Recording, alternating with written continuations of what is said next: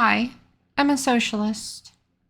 And before you go ahead and type in Venezuela in the comments section and then just click off, just hold on for 1 minute, please. I want you to just sit with me for a few minutes, because most people that I find that have a problem with socialism have never actually seen what it looks like when it was actually tried. Not the Soviet Union, nor Venezuela. Not these examples that they want you to think about. I'm talking about actual democratic socialist governments, the ones that were actually working. The ones that the United States quietly destroyed because that history doesn't make it to the textbooks. And I really think that you should know about it. First, let's actually define what I mean when I say the word socialist or refer to socialism, because those words have been thoroughly weaponized in the United States. They make you think about gulags and people standing in lines just to get a slice of bread. That's not what I'm here to talk about. I'm talking about democratic socialism. The idea that a government should work for the people who live within it. The healthcare, the housing, the education. These basic commodities for a good life should not be commodities that you can only access if you're profitable enough to deserve them. Workers should have a say in the companies that they build. This obscene accumulation of wealth that we see in America, like Elon Musk, for example, just became the world's first trillionaire. This isn't some mistake. It's by design. It's very deliberate at the expense of everyone else.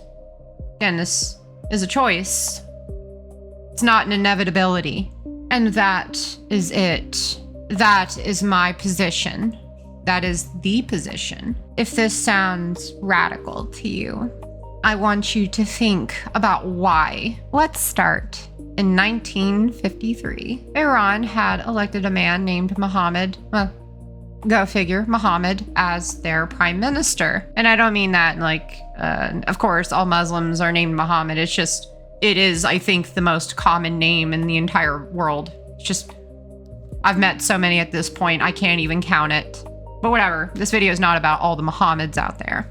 He was immensely popular, democratically elected, and he had one major policy agenda. He wanted to nationalize Iran's oil that was being extracted from Iranian soil by the British Anglo-Iranian Oil Company, now known as BP. They funneled those profits out of the country, and almost none of the people saw any profit from that. Mohammed said, "This is our oil. It belongs to our people.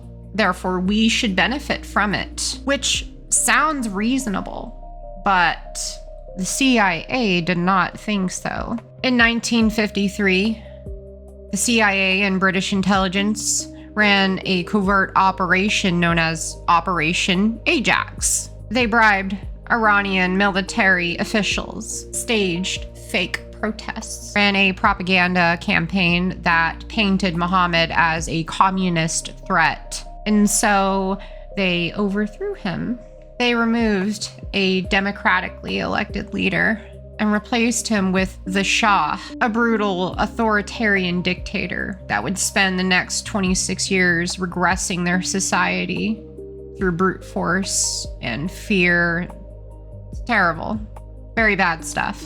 If it sounds like a crazy conspiracy theory, it's not. It's declassified CIA information. And the reason that they did this had nothing to do with communism. It had everything to do with oil.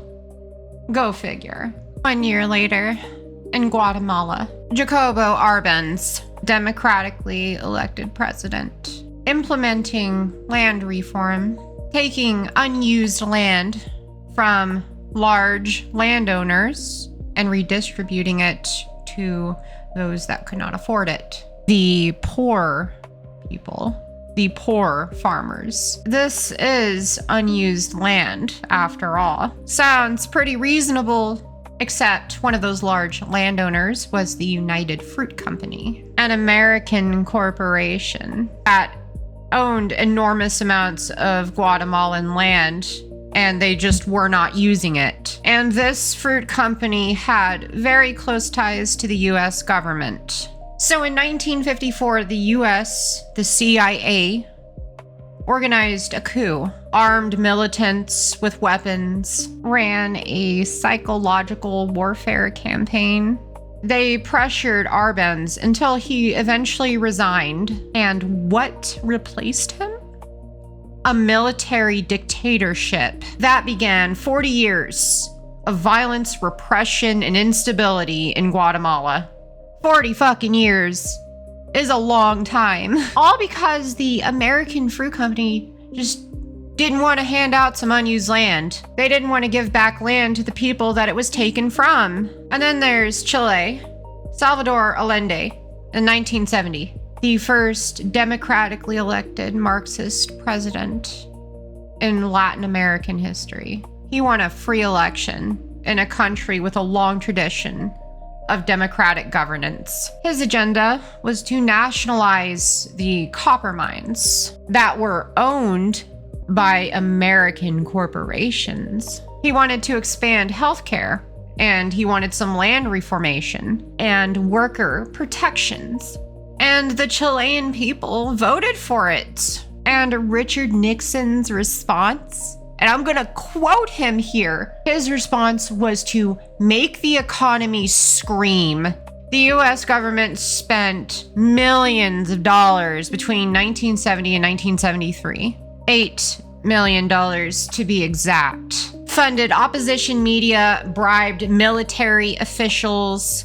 They engineered economic chaos, deliberately crashed the Chilean economy, all to make Allende's government look like a failure. On September 11th, 1973, a date that means something different in Latin America than it does here in the US, the Chilean military launched a coup. They bombed the presidential palace. Allende died inside of it. And General Augusto took power. His regime tortured and disappeared thousands of people.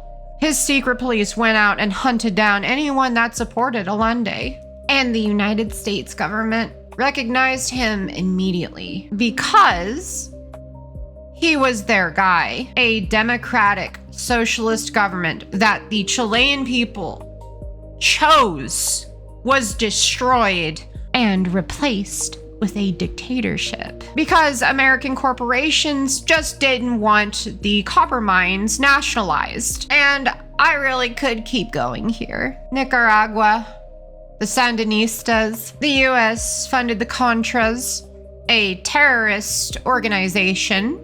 Congress literally made it illegal. And the Reagan administration did it anyways. That's what the Iran-Contra was. The Congo, Patrice Lumumba, the first democratically elected prime minister, assassinated with CIA involvement, replaced with a dictator named Mobutu, who then went on to rob the country for 30 years. Bolivia, Brazil, Indonesia. This pattern is always the same. A country will elect a left-wing government, a government that actually tries to use its resources to benefit its people. And the fucking United States comes in and determines that they're a threat to the corporate interests. And then that government is destroyed.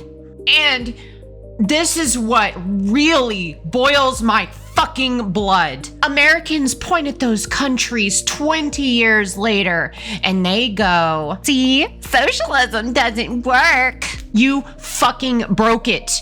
You deliberately, covertly broke it. And then you use its wreckage, its corpse, as some sort of proof that it could never work. This is not an argument against socialism. It's a fucking confession. But what about Venezuela? I knew it was coming. Yes, Venezuela's a mess. Yes, Maduro was an authoritarian. Yes, there's a lot to unpack there. We can have that conversation. But while we're having it, can we also talk about the fact that the United States imposed crippling sanctions on the Venezuelan government, specifically designed to make their economy tank? Can we fucking talk about how that just maybe have contributed to the crisis? No? Just Venezuela as a gotcha? Okay. Let's talk about the countries that nobody brings up when they want to argue against socialism. Denmark, Norway, Finland, Sweden, some of the highest quality of life scores on this entire planet. Universal healthcare, free higher education, robust workers' protections, and parental leave. And those strong social safety nets. And guess what? Nobody invaded them. Nobody fucked with them. Nobody came in and lobbied a bunch of sanctions on their government and their people. Nobody ran covert operations to make their economies scream. They were just allowed to exist. And they seem to be doing just fine. Kind of funny how that works, isn't it? So, here's why I call myself a socialist. No, I don't think that the Soviet Union was a good thing. And no, I do not want the government to control every aspect of my fucking life. But because I look at America, a country where people die because they can't afford insulin, a country where you can work full time and still not be able to afford your rent, a country where we spend more money on our military than the next 10 other countries combined. And kids, well, they could just go to school hungry, right? Because lunches aren't cheap, right? You gotta pay for that. A country where billionaires have more money than they could spend in 1,000 lifetimes, whilst people can work 2 jobs and still not even be able to scrape by. So I refuse to accept that this is the only way that things can work. That's bullshit. I refuse to accept that the wealthiest country in the entire planet can't afford to house, feed, and give some fucking healthcare to its people. I reject that entirely. We can totally afford it. We simply choose not to. And the reason that we choose not to, the reason why every attempt to do that gets labeled as radical or dangerous, it's because the people benefiting from our current system have a lot of money and a lot of influence and a even longer history of destroying anything that threatens their bottom line. We have the receipts. I just spent the last 10 minutes showing you them. So the next time that somebody tells you that socialism does not work, ask them about Chile. Ask them about Iran. Ask them about Guatemala. Ask them why the most successful social experiments in modern history just so happen to be in countries that the United States couldn't reach. Ask them why every country that attempted to build something better for its people ended up with CIA agents and a pile of American money working tirelessly against them. And then ask yourself, if socialism is such a terrible idea, why has so much blood and money been spilled just to make sure that you never find out?